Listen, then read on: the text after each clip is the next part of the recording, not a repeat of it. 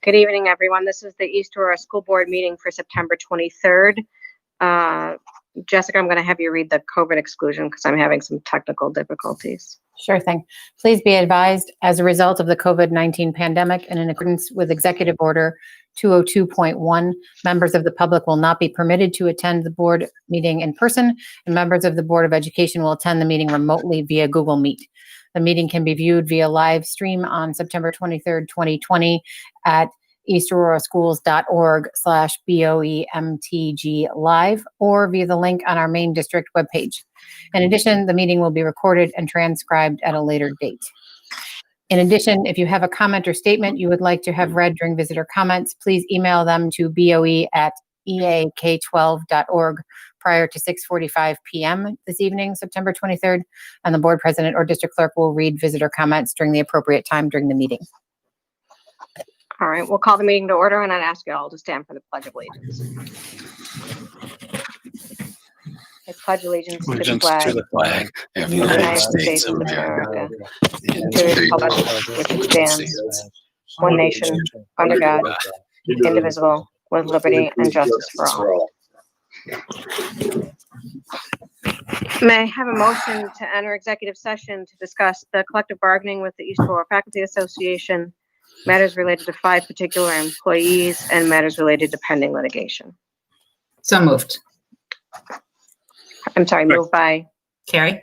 Terry, seconded by Second. Dan Brunson. Discussion. All those in favor, please say aye. Aye. Carried 6-0.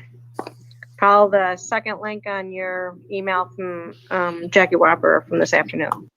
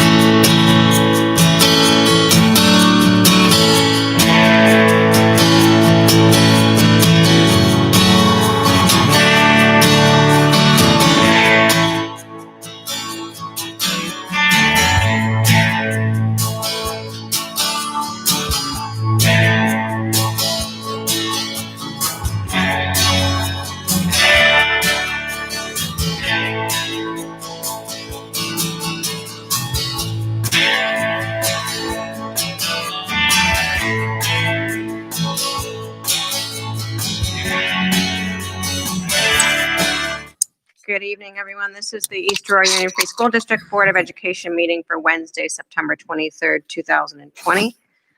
The board is returning from executive session where we discussed the collective bargaining negotiations with the East Aurora Faculty Association, matters related to pending litigation, and the employment history of 5 particular employees.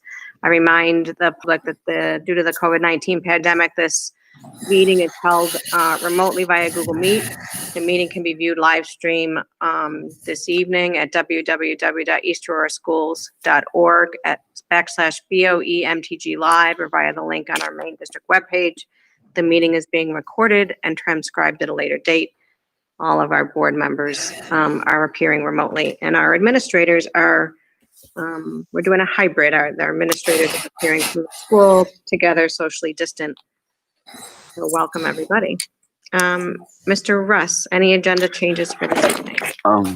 No agenda changes tonight. And we are moving on. There's no immediate items requiring board action, so we are moving on to superintendent's comments. Yeah, tonight, and I'll be sharing this actually later in the meeting, so I'll wait for that, but just wanted to say that the opening of school has gone really well. I think in many ways has exceeded our expectations. Issues related to transportation, instruction, the coordination of the students, all of those elements have just gone very smoothly. And just want to thank the administrators for all their work over the summer with the task force, the teachers for what they're doing in their classrooms, and we'll talk a little bit about that in greater detail later in the meeting. Again, the board for their continued support, and our kids have been absolutely excellent. They've come into school, they're enthusiastic, and they're really glad to be here. So it's just working out quite nicely. Parents have been fantastic, a lot of thank yous, and so I'll be sharing that in greater detail later in the meeting. Great. That's it for superintendent comments? Yeah, I think that's it. Oh, that's pretty good this evening. All right, we're moving on to board presidents and board member comments and committee reports. We have received several communications over the last several days, and I just we want to take an opportunity to respond to those. there several communications regarding an event that's planned on October 3rd, which is being advertised as on Facebook as taking place at Parkdale Elementary School. We want to respond to these communications and provide some clarification. First, this is not a district-sponsored event, and the district had absolutely no involvement in planning the event. The district has not been contacted by the organizers of the event, nor has it authorized any group to use our facilities for this event. In fact, all of our school grounds remain closed to the public and all outside groups due to the COVID-19 pandemic and in accordance with applicable guidelines. Our focus right now is on keeping our school buildings and grounds safe for our students and staff so that we can continue to provide in-person instruction. We have spoken with the East Aurora Police Department, and it's our understanding that they have communicated with the organizers of the event and shared with them that our school grounds are not open to the public. It is our understanding that the police department will be on site the day of the event.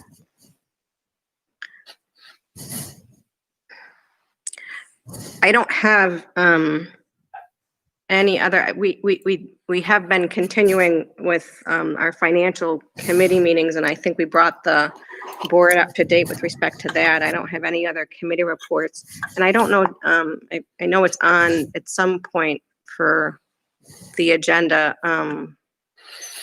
for the NISBA. Jackie, did you put that on as a discussion item, or? I I'm put not seeing it on the agenda. in the confidential report. Just so they know. Yeah, so in your report, the NISBA's holding their annual convention, and we hadn't been a member for a number of years. We are now back on in the membership, and there's a voting delegate slot for that convention. I had done it in the past. It's entertaining enough, but if somebody else wanted to do it, we were asking for any volunteers that wanted to do it. So I'm throwing it out there. If anybody does want to do it, please send an email and let us know. I'm not sure who's planning on attending the convention, if any of you are going to log in and do any of it remotely, but give a shout out if you are. All right, and then that's all I had for this evening. Jessica, any comments? Just a huge thank you to everyone. I'm hearing from folks in the community and from my own kids. Thank you all for the great reopening. It's amazing what we've been able to pull off as a district. Thank you all, and thanks to the parents and teachers and everyone for being patient. Perry? I just want to ditto what Jessica said. It's interesting to see one of my sons on the computer doing the remote learning on the days he's not in school, and he seems to be actually communicating more with his teachers using this method than in person. And he said that. He said, yes, I have to communicate more now, which is really nice to see. So kudos to the teachers, to administration, to Brian, everyone who, Doug and his crew, everyone who pulled this together to make this opening as great as it has been, because I've heard other districts did not open as well as we did. So thank you to everyone who was involved with this. John Seghetti? No comment. Dan Brunson? Well, I would echo the same consideration that Jessica and Terry said. I just want to say I'm very proud of everyone involved. Thank you for being so careful in planning this activity to get us reopened, and thank you for making it work. Kim? Yeah, I would echo the same, and the feedback that I have heard has been positive overall. So thank you so much for, all the efforts. I did have a chance to talk to Judy the other day. She couldn't be here this evening, but I think you have a unanimous board and the appreciation for the administration, the teachers, the staff for a clean opening, a solid opening. And I think it's been very impressive what we've been able to provide our students, provide our families, and we have confidence that moving forward, you're gonna outshine in this area again. So congratulations to everybody. Thank you. Moving on to administrators' comments. I'm going to go around the table like I always do, because that's how I still see it. Joanne, you want to hold till financial discussions? Yes, that's correct. Okay. Mr. Mambretti? Just one thing to bring your attention to. One of the ongoing pieces of our reopening is the need for quality substitute teachers. So we are going to be having an advertising blitz going out in local publications and also electronically. We've created a new website called www.eastaurora.schools/sub, and it talks all about what it means to be a substitute teacher, what it means to be a substitute aide and a substitute cleaner. There's a 8-minute, very instructional video. I think it was narrated by George Clooney. No, okay, it was me. Where I one of the things that our sub said is, you kind of sign up and you're not really sure what you're getting into until you get there. So we've made a video that kind of walks you through the signing up process. We're working on a second video that's going to be a little more of a, this is what a classroom looks like, this is where you go. So we're trying to make it as user-friendly. We understand the value that schools play in the lives of kids and the lives of a community.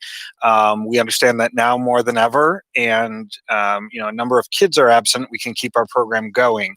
A number of adults are absent for quarantine reasons, or their kids are on quarantine or something like that, puts a serious crimp on our ability to keep going. So we're making a real hard recruitment for quality subs that can keep our instruction going, especially those with specialty skills, special ed, higher level math, higher level science, world language, tech, art, music, those type of things. It's absolutely critical that we kind of get a deep bench in terms of who we can pull up. So eastauraschools.org/sub is your one-stop shop for substitute teaching in East Aurora. So check it out. Nice plug. Mr. Jerome Plockwitz? Yes, can you hear me okay? Yeah. Yeah. So, no, I'd like to thank the teaching staff, K-12. I think every day is not without adventure, and it's different challenges, and the teachers come every day with solution-based decisions, and they're definitely a big piece of why this opening has been so good. Thank you. Jessica Lyons. Yeah, I have to echo what Jerome says. The teachers have been really working hard. I'm sure you've heard this phrase, but it's like they're everybody's first year teaching all over again. We're learning something new every day. It's been 2 weeks tomorrow, so it gets a little easier every day, but new questions and things arise each day that we're figuring out as we go along. So they've been just really cooperative and working hard, and the parents have been extremely patient and supportive, which has all made this all a little bit easier. Can you speak a little to the students adapting okay to the new guidelines and the? Yeah, we had advisory this morning actually, and a phrase right from a kindergarten teacher was, "They're adapting to this way better than the adults are." They're great. They have their masks on. They take it off to have a snack, and they go outside to get a mask break. But they're really, really all the way from the 5-year-olds up to the 10-year-olds. They're really doing well, and they're there for 2.5 hours. And I know not a lot of schools in the area are using this model, but our teachers really, really like that they're there. They're teaching them the core foundational skills while they're there in person. So it's been working out really well. Great, thank you. Mm-hmm. Mr. Brown. Good evening. Yes, really nothing new that you haven't heard already, but really I'd just like to thank the teachers and the staff. They've been working really hard, and it's not easy to teach the hybrid model with some students remote, some students in person, and we're just kind of working through and getting used to that. But they've been upbeat, they've been incredible, in putting together this new way of teaching and instructing. And the parents, we just thank them. The emails I've been receiving, vast majority of them are just compliments, thanking us. I've had many parents reach out saying you've exceeded our expectations once again. And it's really nice to get that feedback, as well as questions. When people aren't sure of something, we appreciate, the parents, their understanding, their flexibility, and overall the incredible support. But I've been most impressed, unbelievably impressed with the students. It's amazing how that first day of school, we didn't really know what to expect. And when you're walking around the cafeteria and it looks a little bit different, You still see all smiles. The kids feel great about being here. When you walk around and you ask them questions, it's all positive, and they are just relieved to be here in the building. So we're really impressed. And right now, I think it's just the opportunity as we're getting used to everything is to now start fine-tuning some things and making it as effective as we can. And it'll take time, but I'm really proud of the start that we've had. Fantastic. Thanks that's great. Meredith, can I ask Matt a question? Sure. How are you doing mask breaks at the middle school? I know Parkdale's is different. So how are you doing at the middle school? Right. So at the middle school, our mask breaks, obviously during lunch, they're allowed to remove their masks, and all the desks are more than 6 feet apart with the barriers up, and all students are facing the same direction during lunch. In addition, we allow mask breaks within the classroom. There's a few guidelines that we have in place. First and foremost, it's always teacher directed. So the student can't just decide, I'm going to take a mask break. It has to be teacher directed. Also, the students have to be all in their seats, and they have to have their 3-sided barriers, which all students have. They have to have those up, and the teacher needs to be behind their plexiglass barrier as well. So in other words, no one's walking around the room. There's no face-to-face encounters or anything like that. And then we also ask the teachers that they do this or provide these mask breaks in a time that maybe the students are working independently. Maybe they're working on a slide presentation on their computer. Maybe they're reading a book. Maybe they're responding to a written, question. So it's not during a time where there's a lot of dialogue going on. It's more of that independent work. And then finally, what we've done is we've limited our mask breaks to no more than 10 minutes. Actually, we've said less than 10 minutes per period if the teacher has decided to give one. So overall, it's gone well. We've made little adaptations here and there throughout the day, but overall, it's been very positive. And one of the things I'm most impressed with is the amount of students. Everyone has their masks on. Everyone has it over the nose to the most part. And if we see someone who doesn't, it's just that little reminder, and right away they're like, oh my gosh, I totally forgot. So it has not been any issue or any pushback at all. So we're very happy about that. Thank you. Okay. You're welcome. Thanks. Thank you, Mr. Brown. Mhm. Mr. Leibrock. So not a whole lot extra that I can add, just being at Parkdale in the middle school, but what I can tell you, it's been really nice to see being back and forth between the two buildings are the consistencies, not only among students, but also staff and the approach that we're taking. Obviously, each building has its unique qualities and structures to it. But no matter which building I'm in, it's really nice to see the students are happy to be back. I can see, even for myself, I hope I can speak on behalf of the teachers for this. We spent a long time building this process and kind of had an idea of, well, this is what it's going to be like in our heads. And I think it built and built and built. And when we finally had the students in that first day, just that huge release of stress and maybe some anxieties that we had kind of built up in our heads. And just to see it in process and see it all playing out and seeing the kids transitioning between classes and arriving and departing. And, although this was a little bumpy in the beginning, it's worked out pretty smoothly in both buildings. It's really great to see that. They're falling into a routine. Mhm. Mr. Roberts, the high school. Good evening, everyone.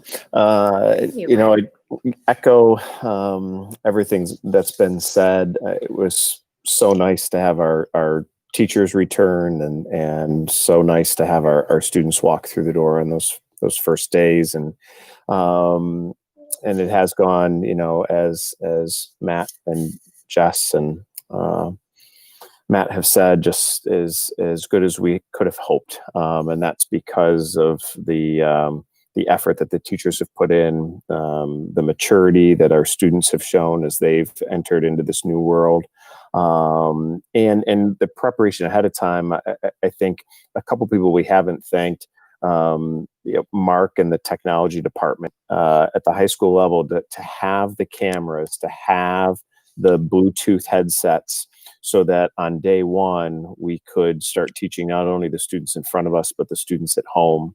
To thank Doug and his crew. I mean, they created a safe environment that communicates the plan and the expectations of behavior and traffic flow and social distancing, and that was no easy task.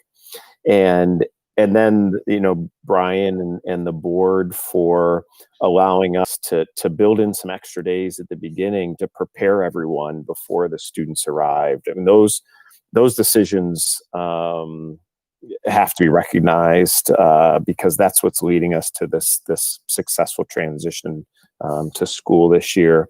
And then I thought I'd just highlight, so today was a full remote day, but to give you a sense of some of the things that happened that I was impressed with, the counselors had a college and career seminar for our seniors, and 120 of our seniors showed up for that seminar. Our teachers had office hours that had students back to back to back in groups of students that they were supporting throughout the day during their 1 hour office hours that are spread out across the entire day. Our clubs, a number of our clubs met today. We had our Model UN meet in preparation for their first competition. That was a virtual meeting. National Honor Society met because we missed our induction in the spring, so we're planning for a fall induction. And our Spirit Club and Student Government met because unfortunately, homecoming isn't going to happen as it's happened in the past, but they're planning with some teacher leaders and our PTO to plan a fall fest for the last week in October. So again, that recreating of some of the things that we do, and then also, like we saw last year, creating new things to do within this different environment that we're working with. And if you follow us on social media, Mr. Moore had his first East Aurora High School tweet this afternoon, and he made it out to the East Aurora Country Club because the golf team kicked off the athletic season today with the first golf match. So a lot going on, and a lot of a lot of the normal that happens at East Aurora High School, but also some new ways of sort of recreating the norm for this year. So I'm super proud of everything, and especially a lot of the things that happened just today. Awesome. Fantastic, Mr. Roberts. Thanks. And I want to welcome Travis Moore, our assistant principal at the high school, to his first official school board meeting. And now you get to say a few things, and you're on video, and everybody's live and watching. And congratulations again. Welcome aboard, Travis. You're up. Thank you so much. I'll keep it brief. The first 2 weeks have been awesome. The whole community, the teachers, the administrators, the families have all been super kind and generous. And I can't imagine it having gone better. It's just been awesome. Just a great team to be a part of. So thank you so much. Welcome aboard. Thank you. Hey, just one question, Mr. Mambretti. I know back in August when we were doing the reopening, we had put out an email that people could email any issues or concerns that they have. And I'm curious if, we're regularly sort of reminding folks that they can do that, or whether the volume of suggestions on that email chain have gone down, or who's manning that. It automatically feeds right into my email box, and then I either answer it or I reply with the person who should be able to answer that, just to close that loop. I will say that the volume has gone down, but I still will get one trickle in every day or so of just I didn't know who to ask this to. I think for these first 2 weeks, a lot is just building level questions, and so they're going right to the building level. But I am getting those, and so reopen at EAK12. Reopen at EAK12.org. Reopen at EAK12.org. That will remain open all year long for any question whatsoever. So if you have a question and don't know who to ask, you send it to that email. It'll show up in my email box, and then either I will answer it or I will farm it out to the person who can answer it better than I can. And it is still active, and it will be. Yep. Great. Thank you. And Doug Wicks. Building to ground. Yep, I'm here. Can you hear me? Okay. Yep. Things are going well. I think there was a lot of preparation, but there was even more thought and planning put into it than the physical preparation. So it went very well, and it is I haven't, it's been all good. It's been all good. And, Parkdale is probably the biggest challenge in a lot of ways because of the split days. But I think we have everything pretty well worked out. Wonderful. Thank you. Anybody have any questions for the administrators? Jerome. Did you get, Jerome went already. Jerome, Brian, you're whispering? You're No, you're good. Yep. All good.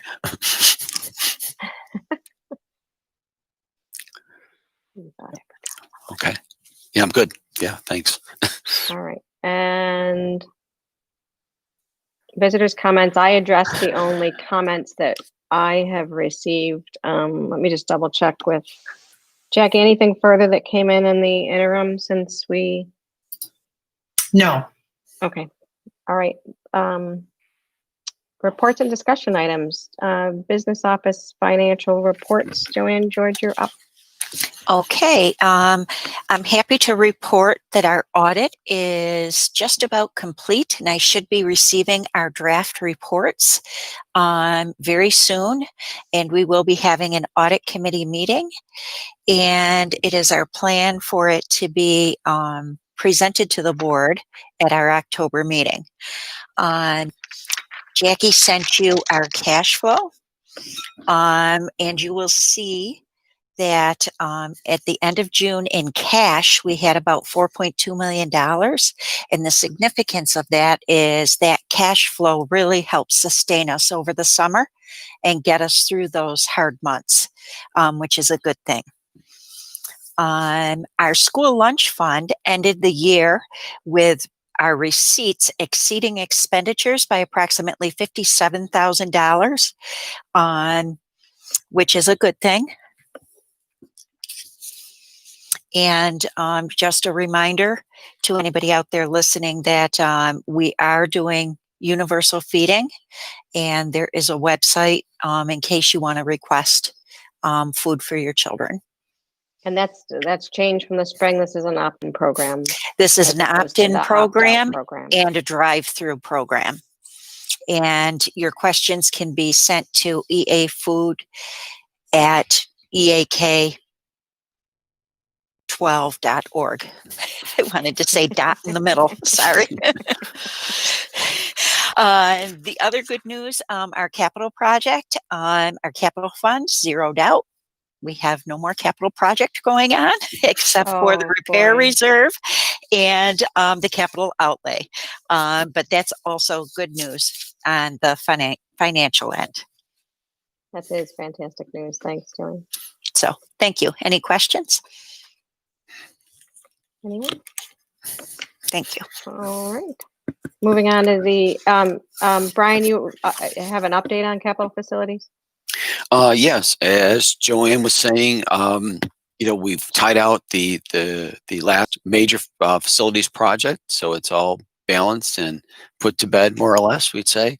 And we're just finishing up some of the additional projects that we've taken on through the capital reserve and the capital outlay. Those are moving along nicely. They're making good progress on the entryway to the middle school. They've completed the gymnasium floor at the high school, which looks really absolutely incredible. You have to take a look at it next time you're up there. Still working on the showers in the locker room. Hopefully that'll be tied up within the next 7 to 10 days. With athletics coming back, we're glad that that's going to be completed. Let's see what else is there. And then also the business office suite is moving along nicely. The contractors that we've been working with have been really cooperative, and we've been able to work between them and our own crew to kind of make some things happen. So we're very pleased about that. That's kind of it, I think. I think we probably need to remind folks about the difference between capital projects and being able to use those monies towards out of the general fund to pay for sort of the state cuts that we're anticipating that the governor had announced. There was some concern raised by folks about whether, why would we, start that entryway at the middle school knowing that there were financial difficulties coming from the state. And I just think we need to remind folks about that those monies can't be used for for education of our students. So if you or Joanne could speak to that in a greater detail, I think that's important for people to hear. Sure. In regard, we're using repair reserve funding for the entryway, and it's related to our safety plan. The new entryway will align the entryway with the greeters station that was recently constructed as part of the last facilities project. So that's what the repair reserve is intended to do, is to provide and support those types of projects within the district. And the capital outlay is another mechanism that we're allowed to do small minor projects of $100,000 or less in any one given space. So it could be in this building, or it could be at the high school or the middle school. And again, those funds, once they are approved, are specifically used for construction projects. And so we're not allowed to use those funds for educational programming.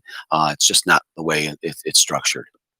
And those projects were approved before the governor announced his anticipated cuts. Yes. And yes, we still couldn't, and we still can't use the money for education, exactly. even if we wanted to. So those projects were underway, and that's just on how the nature of developing a project and the bidding process works. And so that's the reason why that stuff gets done. And I understand that people visually see something happening and say, why are you doing that? But it is important for people to recognize and understand that those funds cannot be used to bridge that gap. That's correct. Yeah. Those funds also used for those purposes generate more income for the district. There are very few ways that we as school board members can control the amount of aid we get from Albany. But by doing projects like this, we increase automatically the aid that we receive for building aid. So it's a win-win situation to do the work that needs to be done and to get the additional revenue as a result of spending that money. That's a hard one for folks to understand, though. I will admit that's a tough one to wrap your head around. But and I'll just add this, Mary Beth. I'll just add this, that we are also required to maintain a 5-year plan. So state education department now requires every school district to maintain a 5-year facilities plan so that we don't fall behind and our buildings don't fall into disrepair. So it's really an obligation of the district to maintain those, like what Dan is saying, those positive cash flows, so that we can take care of projects on a small scale, but then also on a larger scale as well. And the timing of that is really important in terms of when funding is available, when we pay off one project, another project comes on the books. So therefore it has less of an impact on our taxpayers. And in fact, in this year's budget, we are bidding out a 5-year building construction survey, right? Yes, that's correct. Okay. Brian, can I just ask one more question? Sure. I know, Terry, I know is Terry. You go first, because I've already said a lot today. I just noticed that the sidewalk is completely paved from the end of the entranceway into the parking lot all the way to Fillmore. Yep. Which is great, because I didn't think we were going to be able to do that. So now they can just go ahead and plow it in one easy swoop, and that's great. So thank you. Yep. Yes. With safety, that was a big safety concern. So thank you for doing that. Yeah. Yes. The bidding came in positive favor. So as the project progresses, we always have to wait to make sure that there's not some overages, something unforeseen happening. Once we realized that, we were able to release the rest of the money to take care of the sidewalk. And what you're saying now, it's been paved from one corner to the other, which is really great, because that allows parents to drop off in that entire area, not worry about getting the mounds of snow, the grass, all that mess that was out there that prohibited them from doing that. So it'll make the traffic flow that much safer. Yeah, definitely a huge improvement. And we're still using, because that other door is tied up, we're still using the back entrance, and we were using multiple entrances in this current situation anyway, right? Yep. Yes, we are. Yep. Yeah. So. Yeah. Mr. Brunson, you got a 50-word limit. Yeah, just thank you. one quick question, and maybe it got by me somewhere along the way. I know we had a water leak that resulted in the the need to do the gym floor at the high school, and is that the problem that's being worked on in the locker room? Because we completely redid those locker rooms a year ago, with all new plumbing and all new everything in those locker rooms. So what work are we doing now in those same locker rooms that were just completely redone? What we're doing, Dan, is we're working on. There was some the water flow for the shower stalls was an issue, so they're just kind of repairing the tile work so that the water does flow in the correct way towards the drain. Basically speaking, is that it, Doug? The floor drain was not adequately located. Is that what we're talking about? Yeah. Basically speaking, the drain within the shower was in the wrong position, so they're correcting that. Is that what caused the gym floor originally to have that ripple? This is something totally different. Yeah. Okay. That was No, different. it's different.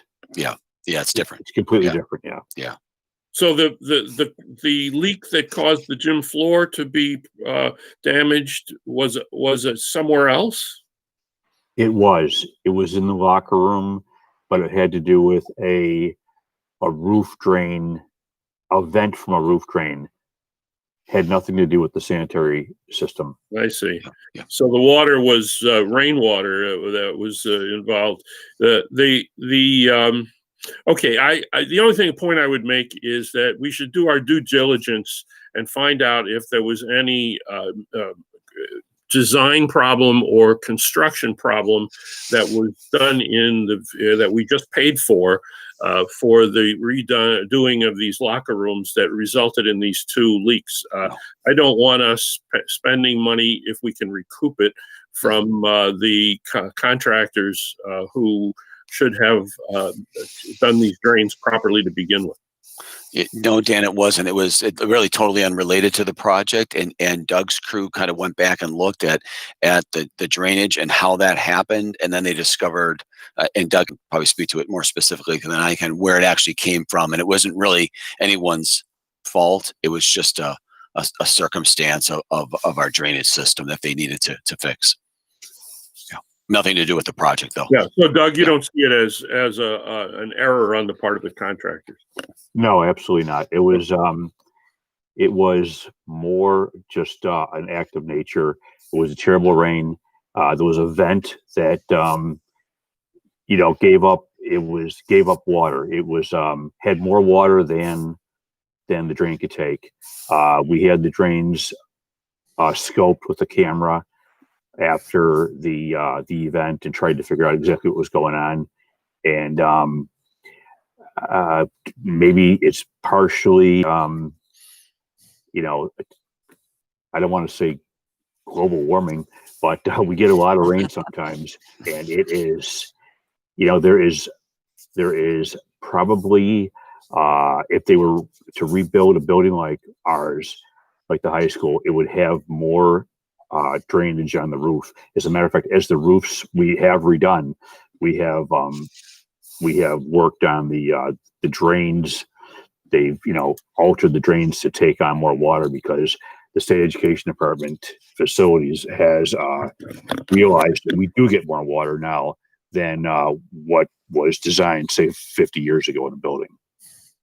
When those drains were installed. That is correct. And again, what we did to rectify the situation, we was to plug the vent, basically, so that that particular vent, it's more of a clean out is what it was. And and we've had a lot of rain since then, and we have checked for moisture for months, looking for any seepage, if there was anything pushing out someplace else, in addition to scoping the drains, and everything has checked out. Thank you very Thank much. you. I Thank you, appreciate Doug. it. Brian, what is our completion date for the front entranceway at the middle school? They were hoping like the end of October, middle of November. I think, is that correct still, Doug? Yes, that is correct. They're waiting. The doors, windows, and railings are being built. So that's what's going to take a little while yet. Yeah. Yeah, a lot of that work is custom, so when they're designed, it just takes a long time, especially now. Things are even delayed more than they would typically be. Thank you. Anyone else for capital facility? All right, we're moving on to the 2020 Marie West Keller Scholarship Report. Yeah, so you received the scholarship report. I'm assuming the board has had a chance to review it. They're because of the conditions we're under right now, they decided not to attend tonight. But if you had any questions specifically, we could certainly funnel those questions to them and have them answered, or we could ask them to come to the next board meeting if that would be your preference. Anybody have a need for them to come? I just want to make sure that they get extended our thanks again for continuing to manage that fund for us, for going through and issuing the scholarships. It's a big job every year, and they've taken it on, and we greatly appreciate it. And it is a phenomenal scholarship program for the students of East Aurora, and it's just remarkable, really remarkable. Yeah. And the gift has grown, so they did make an adjustment just as inflation impacts the ever increasing cost of college. They have made adjustments to increase the scholarship. I know this year with the instability of the stock market, I'm not certain what that will look like for this coming school year, but things have gone quite well over the last several years. And like Mary Beth said, we're just very appreciative for their management of that. And it's a very, let's just say it's a very smooth process, very easy to talk to them about it. If we ever have questions, it's just a phone call away. So very grateful that the foundation is willing to support us in that way. Brian, I just had a general question. I was looking at the report, and for the foundation, oops, where'd it go? Just for that, I was trying to get a clarification. The foundation management fee, is that what's being paid to Merrill Lynch, or is that being paid to the? I was just trying to understand what that is. Let me see. I believe that is. Let me just go to the report. Kim, give me 1 second. If you like, I can. Yeah. Oh yeah, sure, Yeah, Dan. thanks, Yep, Dan. I was going to say, I thought maybe.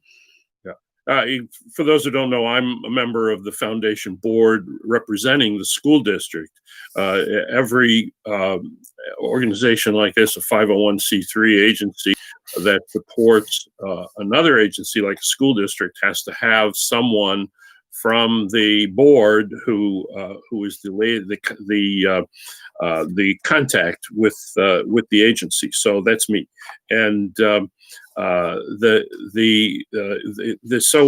Kim, tell me your question once again. I just had a question. The foundation management fee. Oh yes, yes. The foundation management fee was determined by the court at the time that the original will was probated, and the fee is in the first year was 1.5% of the principal. Now it's 1.25% of the principal, and it's paid directly to the foundation, not to the managers of the investments. Their fees are structured differently.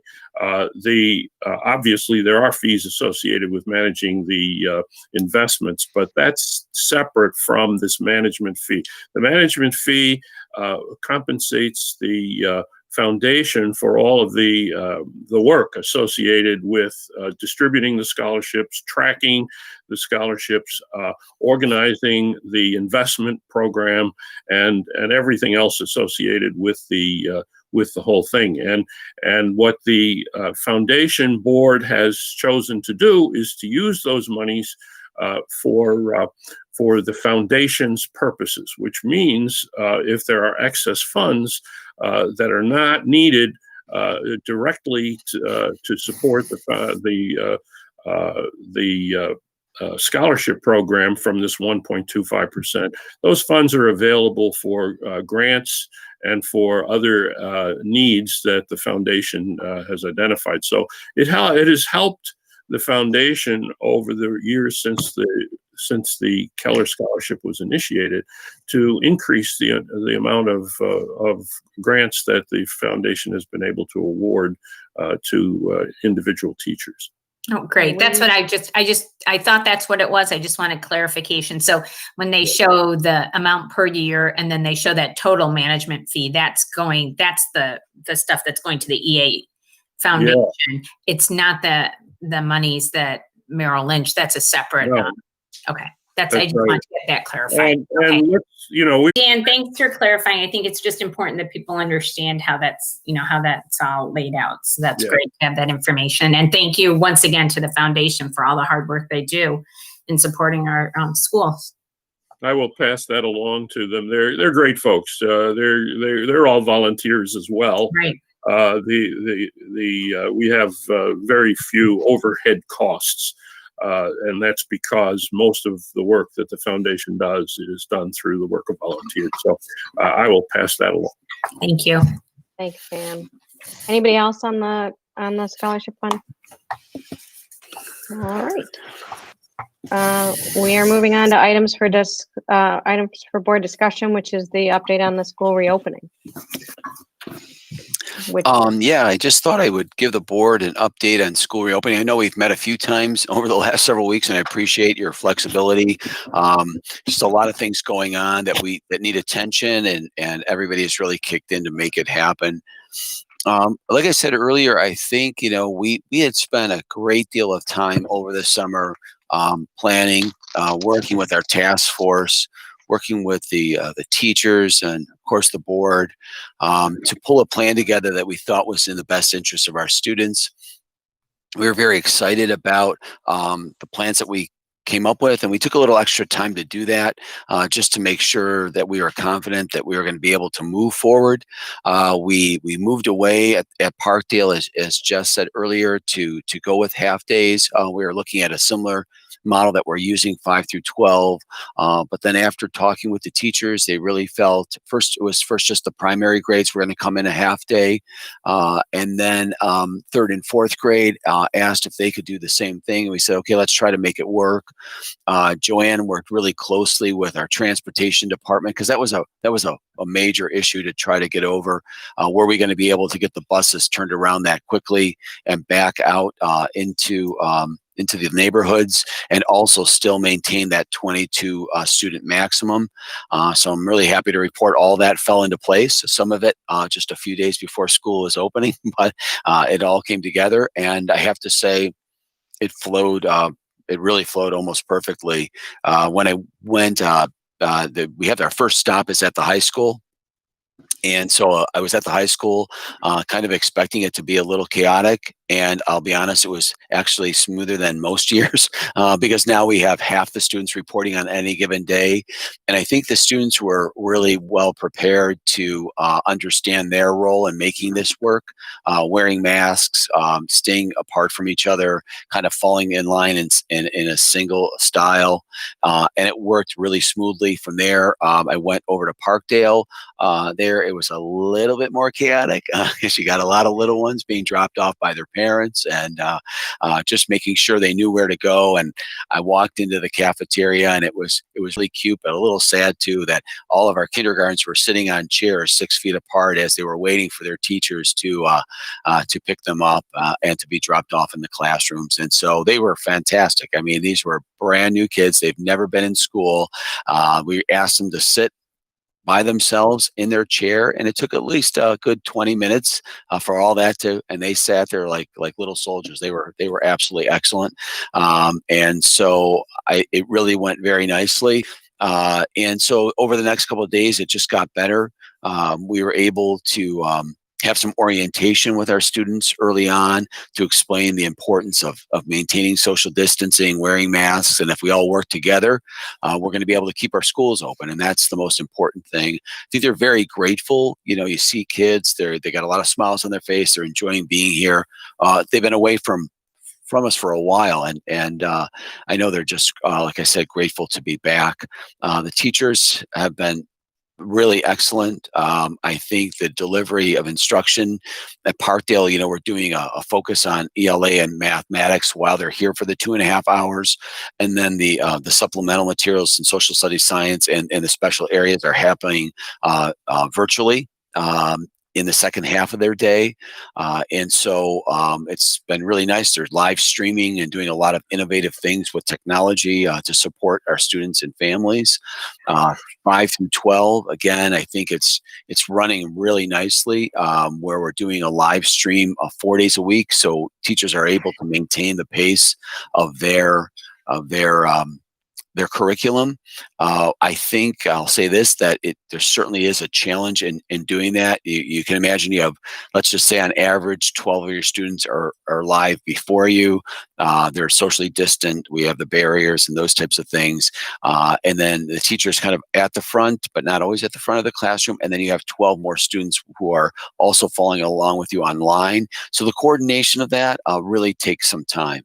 But I have to say, in talking with teachers and hearing principals reporting back from what's happening in the classroom, just really impressed with their ability to adapt to the technology, even though we know it's certainly a work in progress. It's a lot of pressure and they're certainly at times overwhelmed. But I am really impressed with their professionalism and the desire to make those experiences really meaningful for our students. So I have to say that part of it is just exceeded my expectations, and it's really the effort of everyone who's involved, just the commitment to support one another and to be patient and kind to each other. That's what's making this whole thing work. Just want to thank Doug's crew, the B&G guys and ladies have done an incredible job preparing our facilities so that when everybody came back, not only are they clean and safe, but the signage that they've used, the way they've set up our floors, the way they've set up the different rooms within each building has made it work seamlessly. The flow of traffic is very well paced, and our students, to their credit, are they're following the rules. They're following the rules and they're trying to be observant. It's not perfect, you know what I mean? They're kids, and and the adults aren't perfect either. We move in the wrong direction sometimes, but in general, it really couldn't be going any more smoothly. And that's because Doug and his crew have worked on that for 10 or 12 weeks straight to make it happen. Also transportation, Joanne and Jerome worked really closely, Mark as well, with our transport.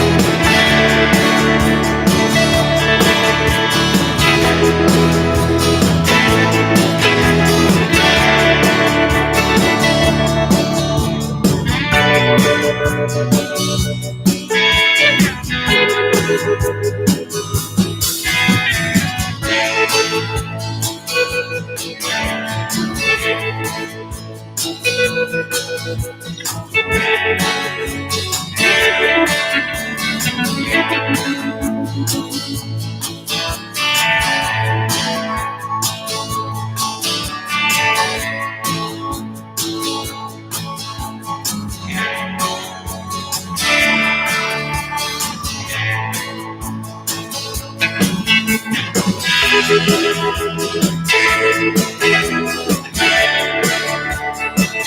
it is our expectations that they will wear their masks. Can you plan on just giving us some feedback in our October meeting on where that's been at as the seasons get up and running? Sure. Absolutely. Yeah. So like, again, it's only been 3 days, we just started. So, but we'll know a lot more next. We'll have some competitions by then. And also the next round of sports will have started. So we'll have a lot more feedback for you at that point in time, for sure. Thank you. Brian, is every the other teams that we're competing against, would we have agreements in place that we're all sharing information? So if there's contact tracing to be done and all that, it'll. Yeah, you know what it is.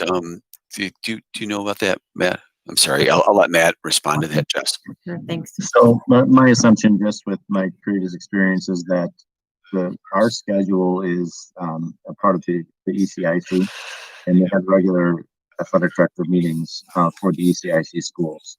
So I know there's been several meetings and a lot of communication that's come from the head of the ECIC and all the ADs of the ECIC schools. So I would imagine that they're going to be keeping up to date on things, and so we should have some pretty good information by the next meeting. Okay, thank you. Anyone else? Mr. Brunson. Thank you. I'd like to explore 3 things that relate to the educational program. Take a sidestep from athletics here for a moment. First of all, I did chat with one of my neighbors about how the Parkdale half-day program was going, because I saw the bus drop off the child. And I'm wondering, do we have a feeling, Mark, this would be from Mark, do we have a feeling, Mark, or maybe Jessica, that all of our people now have the technology they need to do the virtual part? Since we have a half day in person, I'm not concerned about that. I know our teachers are dealing with the children well during that time, but I have a feeling that some of our people, some of the community members, still don't have the internet access that's necessary for them to do the virtual part, the other half day plus the Wednesday day. What's Right. our It's a great question, and we are responsible for that. I'll tell you, we had less than 10 folks reach out to us with either no internet or slow internet. We have not only developed a short-term solution to get them a boost, but have linked them up to resources either for free internet, or the Spectrum is offering a $5 a month internet, which has more than enough muscle behind it to facilitate the online learning. So we're handling those on a case-by-case basis, but it's been single digits, and that's K-12. We have a separate, just as we have EA Food and Reopen and the rest, we have home internet at eak12.org. Folks are sending their questions and concerns. We send them out a MiFi hotspot for the short term. They do have to meet some requirements. We don't have enough for everyone to get one. So we do have some thresholds in there, and we also are bouncing them to community resources, but as they connect with those resources, we do have an ability to bridge them in the short term. So everyone that we are aware of, we've at least made contact with. There's still a couple that we're going back and forth troubleshooting, but we're making progress with all of them. We know that they all have devices, K-12. It's really just a question of no internet or slow internet, and we're giving them some tips of how their device can eat less bandwidth as they're using it. We're also giving them tools and resources so that they can have more bandwidth coming into their houses. So we are on top of that. That's great. And I did recommend to this particular individual that they contact the school to ask for help because they were unable to access the virtual part. So just so you're aware, I mean, we don't have the ability to do in-house troubleshooting. We don't have a geek squad that goes out and does that. We do have a parent resource guide that's updated, very user-friendly, and we're also adding some videos into it as well to make it if you're more of a video person than that. What we don't have is what other districts large districts have a Techmobile or a Geek Squad that goes out. Sure. We're doing the best. We're not responsible for setting up your home internet, your home modem. We ask you to go through Spectrum, and we are getting those requests too. We just don't have the resources for that. But in areas of extreme need, either due to location, due to job loss, due to socioeconomic status, we're definitely kind of helping these people through it until we can find a more permanent solution. Thank you. That's perfect. But now that leads to the second concern that I have, which is even if you have the access, you may not use it. If there's an article in this morning's Buffalo News about districts throughout the country who have, in the first few weeks of school, kept track of attendance and how low the attendance has been in these districts that they were talking about compared to what attendance figures would have been when you were 100% in person. So I'm just once again suggesting that it's something we need to monitor, and I don't know whether you have a pulse on the first few weeks as to what the attendance levels have been, but in particular I'm concerned about the virtual attendance as to whether or not people, the young people are actually logging on, and are we tracking their attendance for those virtual classes? We are definitely tracking it. I'll turn over to the principals, but we are, while we're always chasing kids, we are not alarmed to the same extent that some of the districts across the country are, or even in some of our local ones. But maybe the principals can just talk about virtual attendance. Dan, just so you know, from the high school level, we treat the virtual classes just like we would the in-person classes. So if a student has missed a virtual class, it's almost as if they have skipped the class when they're with us on a regular day or during a regular year. So we get that report at the end of the day, and what Mr. Moore has been doing is contacting the students first, and then ultimately the parents if students are missing their Google Meet classes. So Mr. Moore is doing a great job at monitoring that, and then also communicating with the student and with the parents to make sure that it doesn't become a problem. So, so we've got a good plan in place, and I think it's going to set a tone from the beginning of the year as we move forward with this remote instruction. Thank you. Thank you to Mr. Moore for doing that. For 3 years, that was my job. A long time ago. Travis, you're looking in a mirror 30 years in the future, right there. I can speak to it just for a moment too. So on Monday, I met with anybody who missed a Google Meet from last week, and we had very, very little volume in terms of students missing Google Meets. Maybe 15 students in the whole high school had missed even a single Google Meet. So we're having great attendance in our virtual classes. That's very helpful for me to understand that. Thank you. Mr. Brown, any issues at the middle school? We haven't tracked it that closely yet. We do have the same philosophy at the high school. You know, the students are logging on during all of their core classes, and we are tracking them. We do have the attendance up and running, and we are starting to run these reports, and we will follow a very similar pattern to what they're doing at the high school.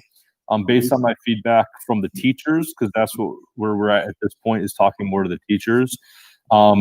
Most of the students who have missed had some sort of logging on error, and then they got it corrected and they were up and running the next day.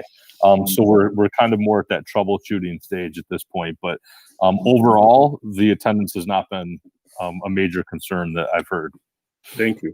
Yeah. Thank you. And Jessica Lyons at Parkdale? Yeah, we have probably more kids miss less of the virtual lessons just because they're in daycare settings where they can't get on and do it live, or they're with a family member who doesn't know how to get them on to watch the live special or the live AIS. But we are providing recorded versions of all of those for them to do when they are able to later on in the evening or on the weekend. We do have those available for them. Is there some way they you monitor, they check in that they did see it or view it or what, do something? The teachers are take attendance for the live portion, and then the recorded version, there's some sort of check-in that they know that there'll be a Google form or just an attendance sheet, some sort of assignment they have to complete that we know that they did watch it. Thanks.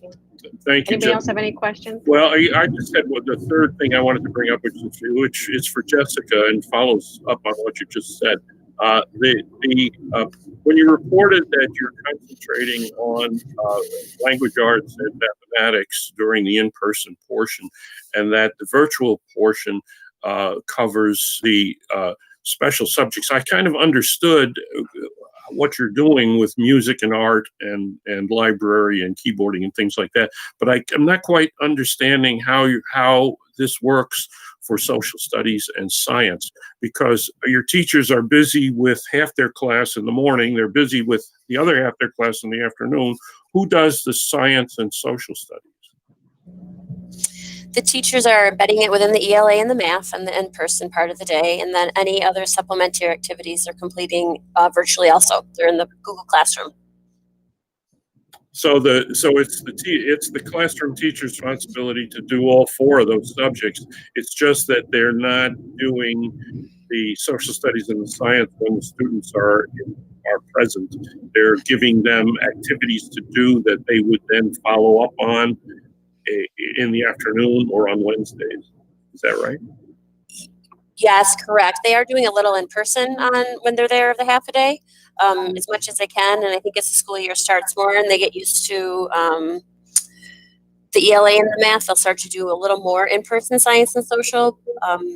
So yeah, more so online than in person, but a little in person. And the embedding makes sense to me. I can understand why, for instance, you could embed some science into the mathematics or some history into the language arts. So makes a lot of sense. Thank you for helping me understand that, and that's all I needed to know. Thank you.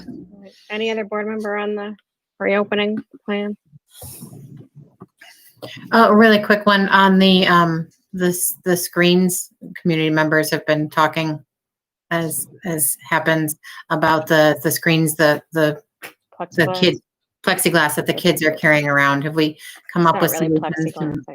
Whatever that plastic thing is, have we come up with the solution that makes it easier for the kids to cart them around? Yes, we have. They've removed the tabs. That was one of the issues, that the tabs that are like kind of at the bottom that kind of keep it stabilized or will allow you to attach it to the desk, like through this Velcro system they had. We didn't need that. It seems to work fine without it. So the tabs were like catching some of the kids' legs and scratching them. So we've removed the tabs from the dividers. Great. Thank you. And thanks. I was trying to envision how they move around at the end of the day and get back where they need to. And I just wanted to say thank you to Doug and crew, because there is some Disney level magic happening there. Yeah, it's very true. It's just, yeah, the B&G crew has just done a fantastic job of just helping us to maintain the flow and getting kids once they're here to class on time, from class to their next class or to lunch or wherever they have to go. Then at the end of the day, making it to the buses on time, and just everything moving nicely and smoothly, so that our day is basically exactly as it always has been. So it's actually going really well. Brian, how are we handling lunches for the 5 through 12? There's no lockers, so they just have to carry their lunches in their backpack. Is there like a table or a place for them to put them, or like they're just carrying them all day long then, pretty much? Yeah, go ahead, Matt. I'll let you. Yes, so far they have been carrying them all day long, and to be honest with you, I have not heard one complaint about it at all. Sorry, I don't know if you can hear me very well. We are going to have the use of lockers begin next week, just for the beginning, like to drop off your coat. We're not going to let the students stop between periods. So we're going to, still minimize the hallway encounters, but we will allow students to put their coats in their locker, and they'll still carry their backpacks, they'll still carry their books and their books with them throughout the day. But we will allow them to stop right before lunch, grab their lunch at that point, and anything they need for the afternoon, and then they'll stop at the very end of the day as well. So we're going to really closely monitor that next week as we put that into place to make sure they're still socially distant. So as high Did school, everyone follow that? That was a little, he Yeah, I know. came in I'm and hearing out a some little bit, feedback but as well. That's why. yeah, I understood you. I just want to make sure all the rest of the board understood. Okay, you're all fine, Matt.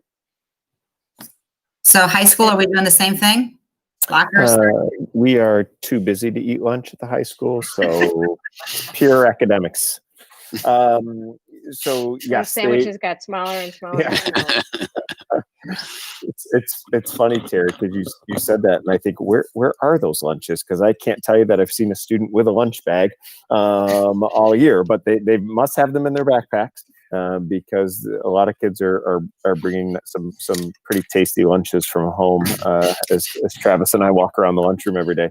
But so similar, Matt and I have coordinated quite a bit through this entire process, and this was something that we've coordinated. Oh, trouble! It's something that we've coordinated as well. So this coming week will allow students, because the weather's changing, so we'll allow students when they come into the building to go to their locker, and the way they're coming into the building naturally is creating social distancing with the temperature checks at the doors and the slow release from cars and from buses. So they can go to their locker at the beginning of the day, and then at the end of the day, we slowly release from their last period class. They'll be able to go to their locker at the end of the day. Then the following week, which it's all blur, I'm not sure what that date is, but the week after next, after a week of going at the beginning of the day and the end of the day, then we'll introduce on your way to lunch, you can also stop at your locker. So we wanted to just phase that in, and that approach is working for us. So that's what we're going to do with locker use, which will help with storing jackets and hats and gloves eventually, and lunches. Thank you. I was thinking about those lunches that are sitting in people's backpacks and getting warm, and yeah. And just so the board knows too, all of our students are free lunch is available to all students when they're on campus and actually when they're not here. So that process is in place. But we it's kind of slow getting started. So most people are bringing their lunches, but they are entitled to free lunch. And so I'm sure that will pick up as the year progresses as well. I do want to say thank you for, as you're moving forward, that you're evolving the procedures and adapting as you see what's working and what's not, and you're phasing things in. This big rush to do everything in the first day, you just can't do it. And I commend you. It's really a great process you've implemented. Yes, slow and steady wins the race, right? And so just one day at a time. And again, I think the kids are so resilient.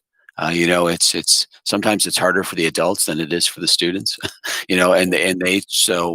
As we are able to allow them sort of greater independence, but still maintaining their safety and distance, we're going to do that for them to make their day a little easier. One thing I did want to finish with is just the technology department. Again, Rich retired and Mark was overseeing the department, but Rich was here as the director. Now Mark has kind of stepped into that role, and really grateful because it's gone very, very well over the last 8 weeks that Rich has been gone. And I think technology, honestly, in many ways is kind of it's a critical element of the success of our program, because without the technology, we wouldn't be able to do half of what we're doing right now. And so the crew, Dennis and Roxanne, we gave them each a promotion last week, again, to recognize their efforts. They've just been quite stellar. Joelle also is another technician in the department, Mary, who takes care of all the data. And then, of course, Lisa Brown, who is teaching at Parkdale, has joined the ranks, and she's honestly just doing a fantastic job supporting our teachers. Having a teacher work with teachers in regard to professional development around technology has been extremely successful. So they're just doing a a great job. It's a small crew, but they're quite mighty, and they've been excuse me, absolutely essential to our success, and so we're really grateful for that. Also, even we're also working on the professional development. They put together numerous trainings for Google, the classroom, the various components of Google Classroom for our staff, but they've also provided resources for our parents. So Dennis has done a fantastic job developing those modules for our parents so that they understand the classroom, so that they can engage more actively with their children when they are at home. So that's gone really well. And then we're also continuing to work with St. John Fisher and their professors who are training our teachers on online instruction. So that's been another highlight for us as well. So just a lot of positive things happening. Like I said, at times it's a bit overwhelming, but we're just taking it day by day right now, and things are going quite well. Fantastic. Anyone else? Any other board member? Great. Thank you, Brian. Somewhere I lost the agenda. Yeah. I'm trying to find it too. I do. I think the next items are action items, and I wonder if at that point we can take a 5-minute break. Sure. I'm assuming we have no legislation. Yeah. Legislation is next. I'm assuming we have none. Yeah. All right. Why don't we take a 5-minute break and we'll meet back and go through those action items quick. Thank you. You're welcome.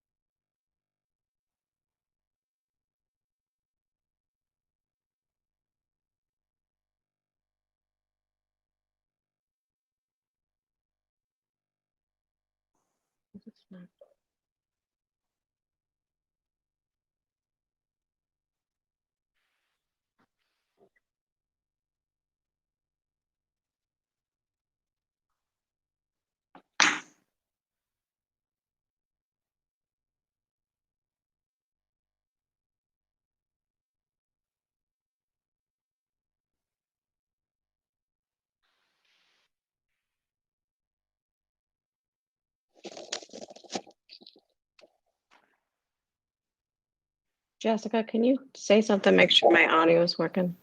I'm here. You there? Okay. Yep. I look like I was paused. I just want to make sure that it's. Thank you. Yep. You're all just very quiet. It's the settling down phase.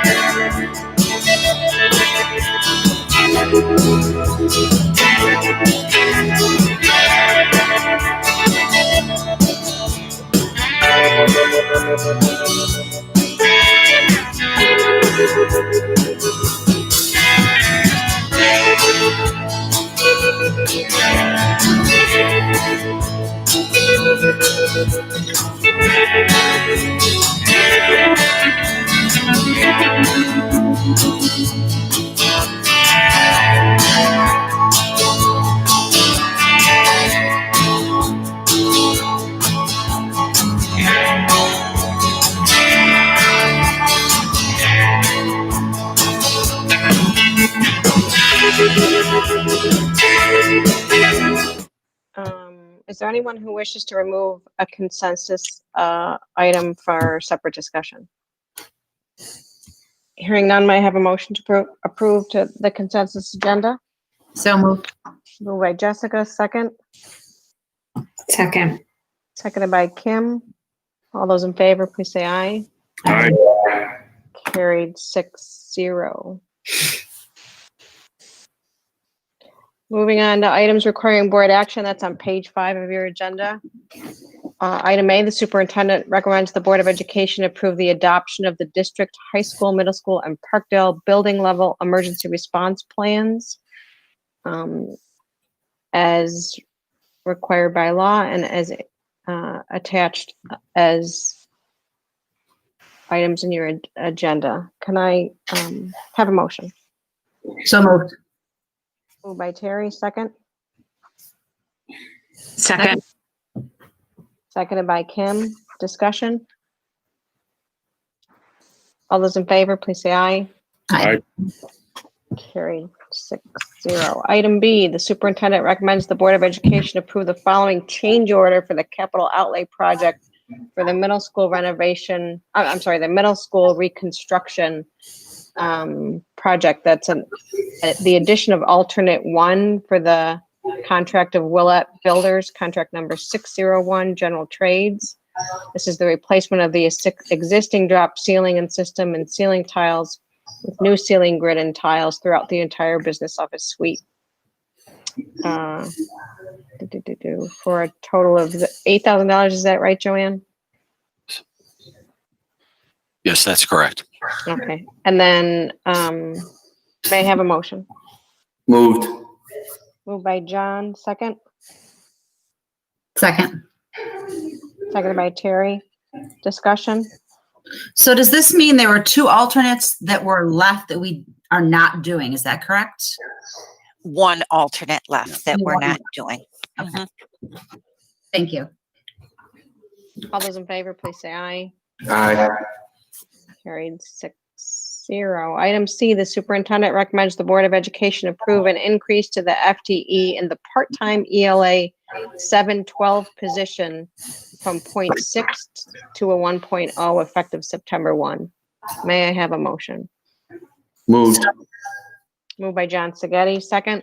Second. Second by Kim Daniel. Discussion. It's always nice to increase somebody to a 1.0 full-time position. All those in favor, please say aye. Aye. Carried 6-0. Item D, the superintendent recommends the Board of Education appoint Colin Schumacher to a probationary 1.0 FTE position in the tenure area of English beginning September 1 of 2020, and all is detailed in the attachment to your agenda. May I have a motion? So moved. Second. Who moved? I'm sorry. That was Jess. Moved by Jessica, seconded by John Saghetti. Discussion? All those in favor, please say aye. Aye.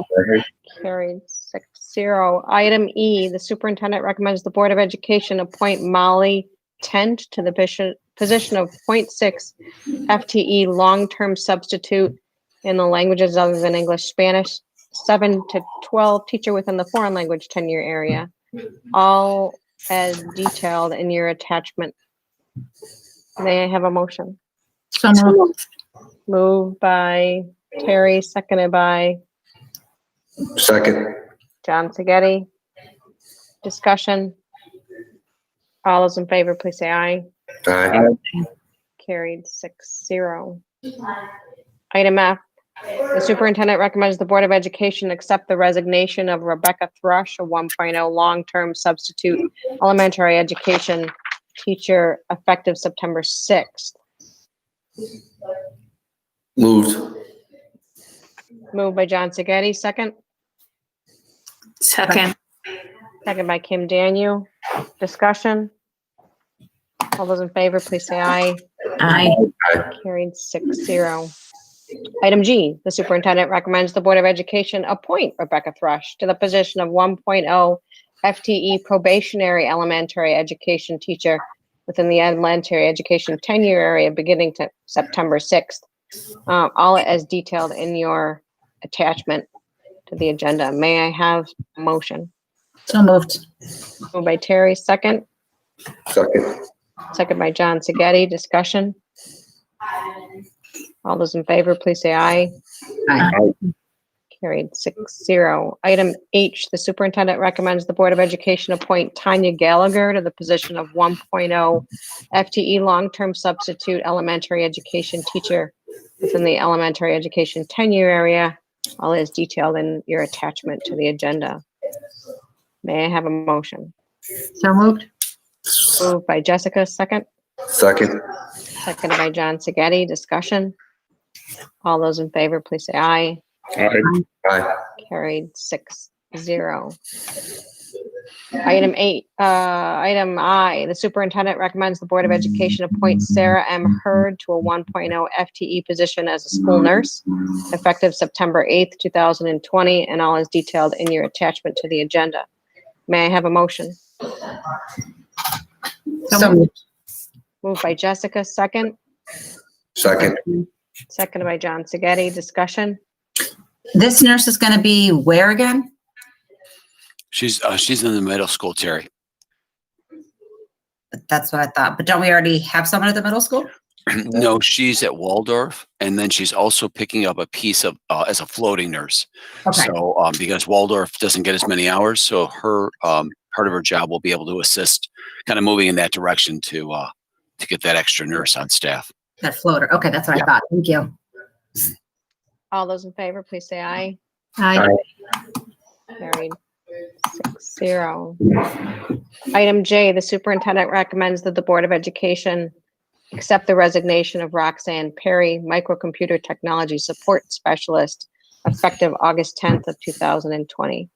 May I have a motion? So moved. Moved by Terry, seconded by Second. John Saghetti. Discussion. All those in favor, please say aye. Aye. Carried 6-0. Item K, the superintendent recommends the Board of Education approve the appointment of Roxanne Perry to the position of Junior Systems Administrator in the civil service title of Microcomputer Decision Support Specialist as detailed in your attachment to the agenda. May I have a motion? So moved. Moved by Jessica, seconded by John Sagatti. Discussion? All those in favor, please say aye. Carried 6-0.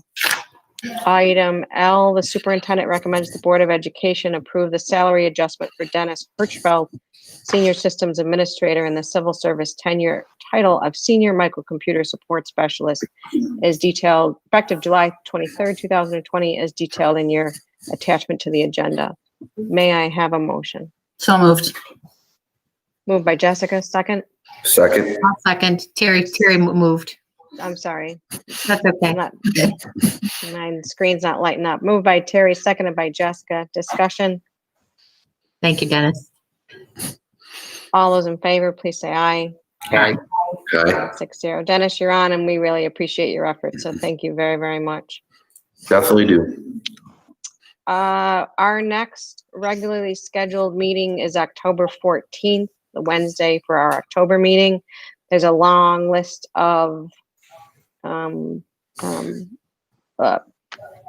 Erie County School Board Associations and the New York State School Board Associations meetings. Again, that New York State NYSBA conference, the virtual conference, is at the end of October, running over a 2-week period. And there's a lot on that agenda. There's a link in your agenda for what's on that convention. So if you can take advantage of any of that, please do so. And I would say for anybody that's going to plan on doing that, send an email and let us know.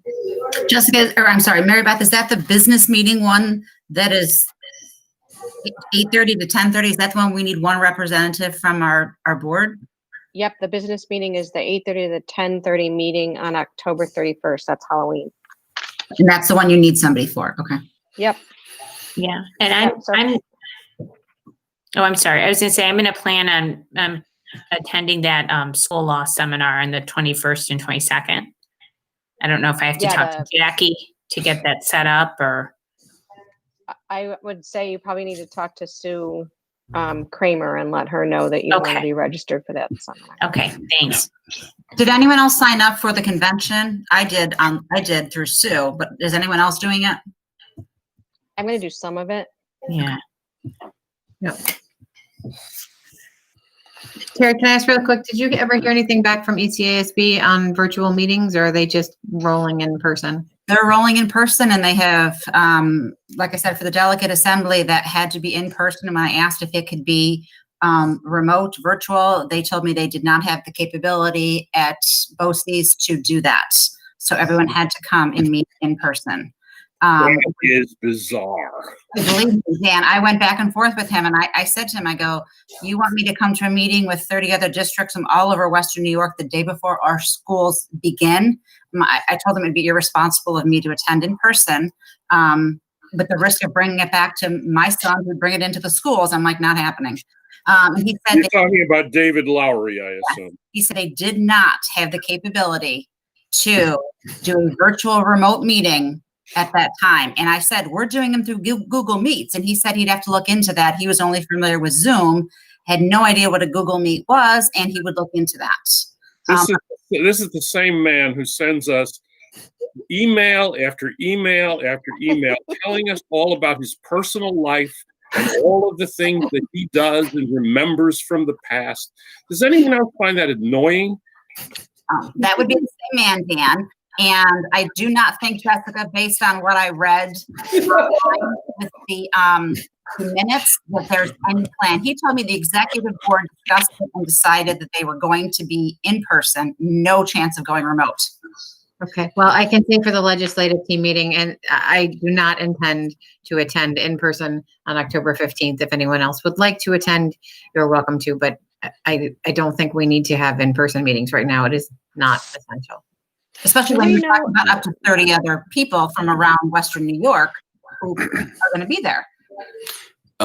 Terry, I would think that they could kind of facilitate what we're doing right here. We have partial is live, partial is remote.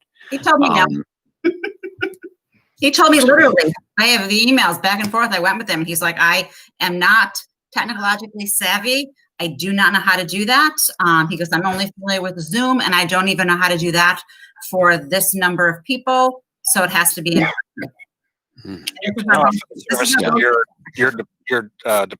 your district's Department of Technology will rent us out. Yeah, Mark, can you give him a call? I think you're a little busy. You're a little bit.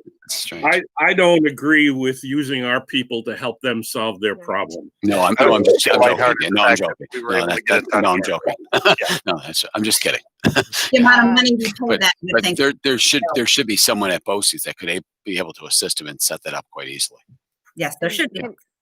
Can I attend all of my superintendent's meetings. Still are all Zoom based. Can someone just also check and make sure the governor's executive order for us, when the expiration in it is on executive order 202.1? Jackie, could you check into that? Yes, it's currently October 4th. Yeah, so because if that expires, our October meeting will be in person. I'll check it out. Yeah. Thank you. Thanks, Jack. All right. Is there any other business to come before the board this evening? May I have a motion to adjourn? So moved. Before 9 p.m. It is, if somebody seconds the motion. Seconded by Terry. Discussion. All those in favor, please say aye. Aye. Congratulations. Have a nice evening, everyone. Have a good night, everybody. Good night. Good night. Thank you.